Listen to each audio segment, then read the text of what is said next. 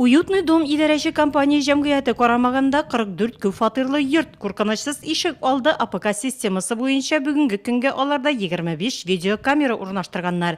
Өстәмә 10-ны куярга планлаштыралар. Аларның барысы да таштырылган безнең управляющий компаниягә. Нимдә вопрос килеп турса, кешеләр киреп, бер атна буенча язылып бара, бер атна буенча язылганны карый алалар.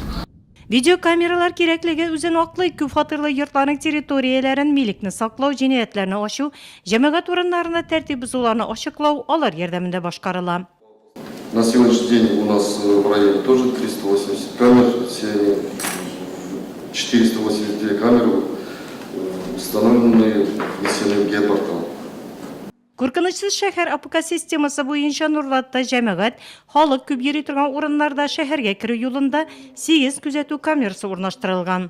Все камеры видеонаблюдения выведены на мониторы, расположены в здании ОВД Нурлатского района.